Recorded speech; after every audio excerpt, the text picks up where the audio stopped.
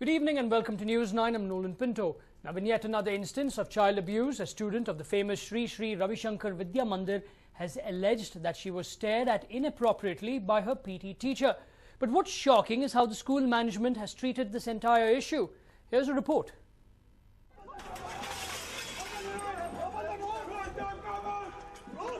The Vibgaya rape case is still fresh in our minds.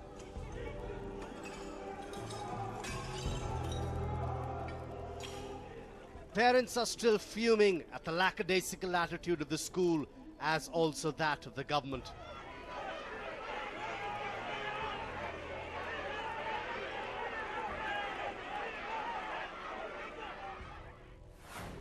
And now, here is yet another shocker.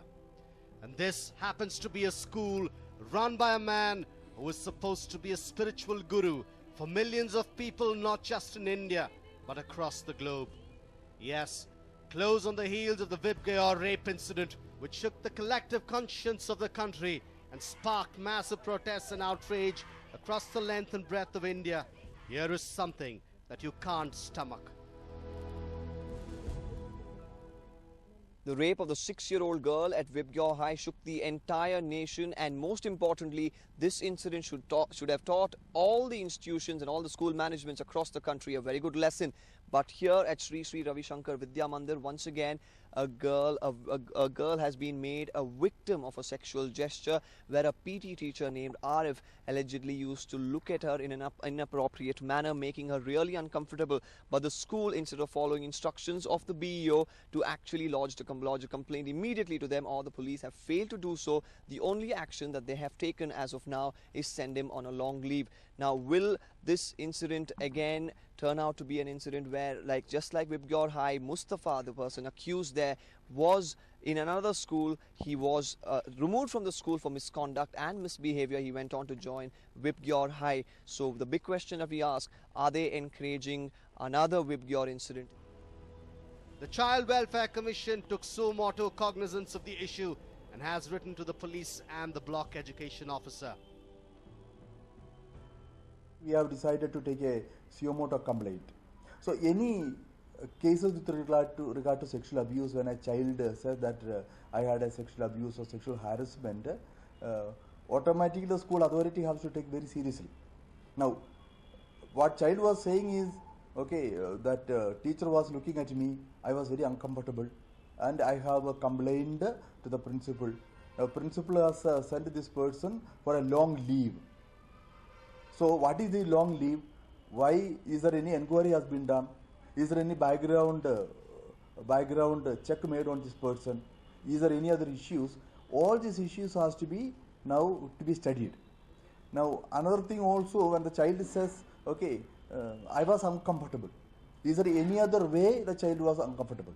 Anybody has talked, or the principal has got more information. Still we need to make an inquiry. So this morning we have already asked the BO to go and make an inquiry, and we will also informing the police and maybe the Women and Child Department also, and we are also asking the school to give a report. Well, that is what happened. But talk to one of the trustees and this is what he says. We take extra precautions in our school to ensure that both our school and children are kept absolutely safe and no incident happens there. As part of that measure, we have a very strict code of conduct for our teachers and encourage them to follow that and do their sadhana. Anyone who doesn't do that in accordance with the conduct, we take strict disciplinary action against. As a consequence of that, the same has happened with Arif D, who we've requested to proceed on long leave.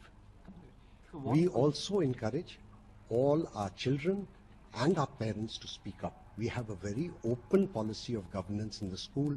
We encourage them to give us feedback as well as suggestions on how we can improve our school going forward.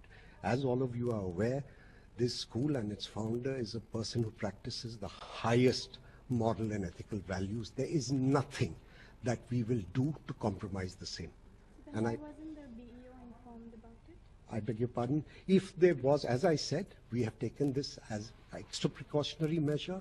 If there was anything to inform, that has been done in accordance with the law, and you can be rest assured that the school, the management and the trust will do everything within its power to make sure that everything is calm and normal. The principal of the school, Suma Attri, had this to say. On 21st, one of our students from 8th standard came to my office with the class teacher and two of her friends, and reported that the way PT instructor is looking she's not feeling comfortable with that.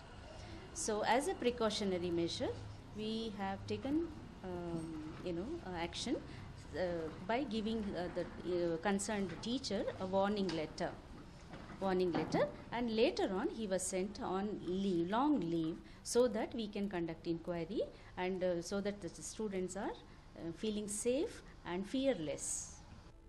On the other hand, Bangalore's South Block Educational Officer Prakash visited the school this morning, but it was a holiday.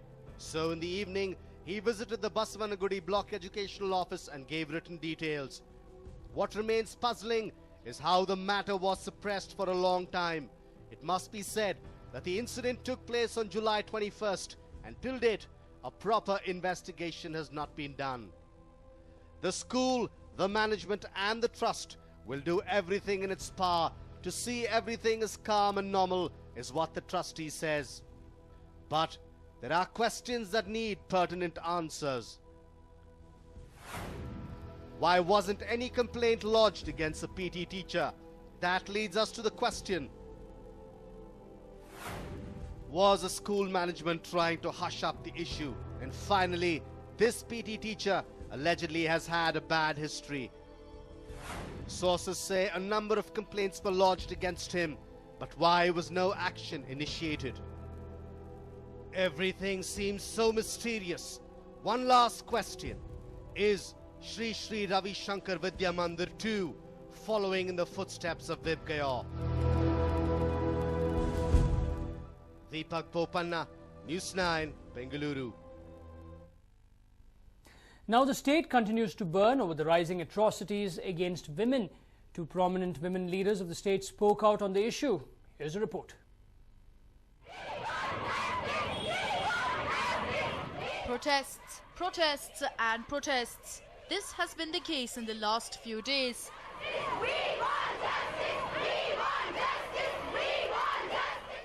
And how can we forget rapes, molestation and other atrocities against women?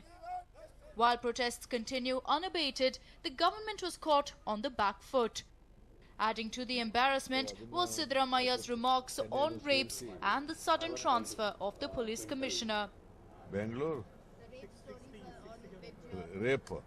Yen adbittu bere vichara illo nimage? Is it the only news you are having? Bangalore? Rape. Yen adbittu bere vichara illo nimage? Is it the only news you are having? Siddaramaya's comment on the rising rapes continues to haunt him as BJP taunted him for his remarks. Today, it was Shobha Karandlaje who spoke on women's safety and reiterated BJP's demand for KJ George's resignation. ಸಿದ್ದರಾಮಯ್ಯನವರು ಹಿಂದುಳಿದ ವರ್ಗದವರ ಬಗ್ಗೆ ಮಹಿಳೆಯರ ಬಗ್ಗೆ ನಾನು ಪರಿಷ್ಠ ಜಾತಿ ಪರಿಷ್ಠ ವರ್ಗದಿಂದ ಬಂದವನು ಅನ್ನುವಂತ ಮಾತನ್ನು ಆಡ್ತಾರೆ. ಆದರೆ ಅವರಿಗೆ ಇವರ ಬಗ್ಗೆ ಯಾವುದೇ ಕಾಳಜಿ ಇಲ್ಲ. ಮಹಿಳೆಯರ ಬಗ್ಗೆ ಹಗುರವಾಗಿ ಮಾತಾಡೋದನ್ನು ಬಿಟ್ಟು ಮಹಿಳೆಯರ ಅತ್ಯಾಚಾರದಂತ ಸಂದರ್ಭದಲ್ಲಿ ಇದು ಬಿಟ್ಟು ಬೇರೆ ವಿಚಾರ ಇಲ್ವಾ ಅನ್ನುವಂತ ಒಂದು ಉಡಾಫೆ ಉತ್ತರವನ್ನು ಕೊಡ್ತಾ ಇರುವಂತ ಮುಖ್ಯಮಂತ್ರಿಗಳಿಗೆ ಧಿಕ್ಕಾರ ಅನ್ನುವಂತ ಮಾತನ್ನು ನಾನು ಹೇಳಲಿಕ್ಕೆ ಇಚ್ಛೆ ಪಡ್ತೀನಿ. While the BJP MP put the blame on the government for the law and order situation, Congress's lone female representation in the cabinet, Women and Child Welfare Minister Uma Shri defended her government. Though Uma Shri has been accused of being a mute spectator to the whole episode, she defended herself and said that the government was doing all it can to ensure safety of women. ಸುಮ್ಮನೆ ನನ್ನ ಮೇಲೆ ಆರೋಪಗಳನ್ನು ಮಾಡೋದಕ್ಕೋಸ್ಕರವೇ ಹುಟ್ಟುಹಾಕಿರ್ತಕ್ಕಂಥ ಒಂದು ಹುನ್ನಾರ ಅಂತ ನಾನು ಭಾವಿಸ್ತೀನಿ. ಯಾಕೆಂದರೆ ನಾನು ಎಲ್ಲ ಕಡೆಗೂ ಹೋಗೋದು, ಎಲ್ಲ ಕಡೆಗೂ ಮೀಟ್ ಮಾಡೋದು, ಅವರಿಗೆ ಸಾಂತ್ವನ ಹೇಳೋದು, ಪ್ರತಿಯೊಂದು ಕಡೆ ಹೋಗಿದ್ದೀನಿ. ನಮ್ಮ ಬೆಳಗಾವಿ ಇನ್ಸಿಡೆಂಟ್ ಇರ್ಬೋದು, ಅಥವಾ ಕೊಪ್ಪಳ ಇನ್ಸಿಡೆಂಟ್ ಇರ್ಬೋದು, ಅಥವಾ ನಮ್ಮ ಮಂಡ್ಯ ಇನ್ಸಿಡೆಂಟ್ ಇರ್ಬೋದು, ಈ ಥರ ಎಲ್ಲ ಕಡೆಗೂ ಹೋಗಿ ಬಂದಿದ್ದೀನಿ. ಮೊನ್ನೆ ಮೈಸೂರಿಗೆ ಹೋಗಿ ಬಂದೆ, ಕೋಲಾರ್ಗೆ ಹೋಗಿ ಬಂದೆ, ಬೆಂಗಳೂರಿಗೂ ಹೋಗಿದ್ದೆ. ಸಾರ್ವಜನಿಕರು ಆತಂಕ ಪಡಬೇಕಾಗಿಲ್ಲ. ಸಿದ್ದರಾಮಯ್ಯನವರ ಸರ್ಕಾರ ನಿಜಕ್ಕೂ ಕೂಡ ಉತ್ತಮವಾದಂಥ ಕೆಲಸಗಳನ್ನು ಮಾಡಲಿಕ್ಕೆ ಇರ್ತಕ್ಕಂಥದ್ದು. ಇಂತಹ ಕೆಲಸಗಳನ್ನು ನಮ್ಮ ಸರ್ಕಾರ ನಿಮ್ಮೆಲ್ಲರನ್ನು ರಕ್ಷಣೆ ಮಾಡ್ತಕ್ಕಂಥದ್ದು, ಮಕ್ಕಳನ್ನು, ಮಹಿಳೆಯರನ್ನು, ಸಾರ್ವಜನಿಕರನ್ನು ರಕ್ಷಣೆ ಮಾಡ್ತಕ್ಕಂಥ ಕೆಲಸದಲ್ಲಿ ಸದಾ ಬದ್ಧವಾಗಿ ಕೆಲಸ ಮಾಡುತ್ತೆ. ಯಾವುದೇ ಆತಂಕ ಮತ್ತು ಅಪನಂಬಿಕೆಗಳು ಬೇಡ ಅಂತ ನಾನು ಮನವಿ ಮಾಡ್ತೇನೆ. While the war of words continues, we sure hope the government pulls up its socks and ensures speedy justice to the victims and enforcement of law and order in the state. A News9 report. Now, in another rape shocker for the state, a 13-year-old girl was gang raped in Gulbarga. Now, the girl was raped by gagging her with a cloth. Now, this girl almost died in this particular incident and was found half conscious. After the incident, the girl was unable to speak due to the trauma. 6 people have been accused of the gang rape by the girl's family. The incident happened on the 2nd of January this year. Now, in spite of giving a complaint, the police have refused to register charges against the accused.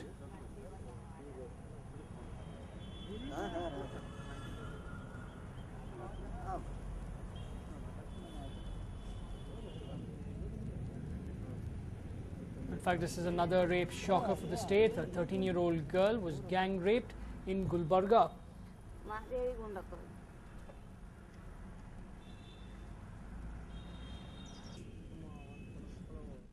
Now, the milestone of controversy is back once more.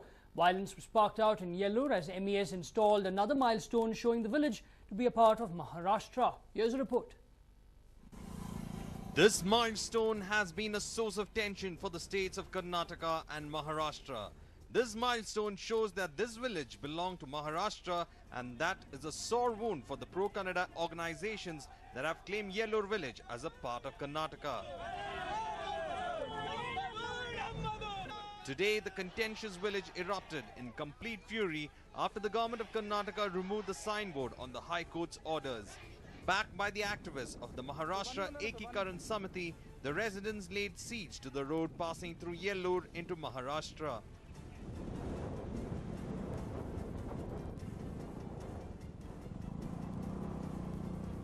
Armed with sticks and branches, they started chasing the police as well as the press reporters from the village.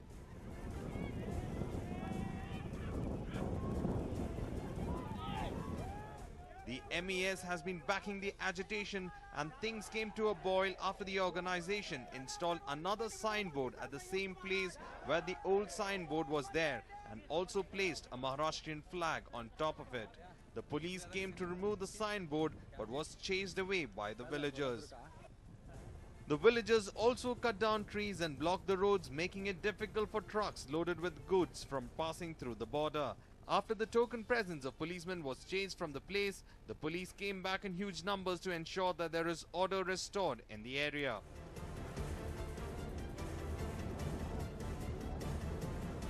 MES activists along with the villagers started pelting stones at the policemen. An area of 5 kilometers around the village have been cordoned off by the police in an effort to curb the violence. Will there be peaceful settlement of this issue, or will the MES keep raking it up for political gains? The Chief Minister will have to take on the designs of the MES to ensure that the territorial integrity of the state is not challenged.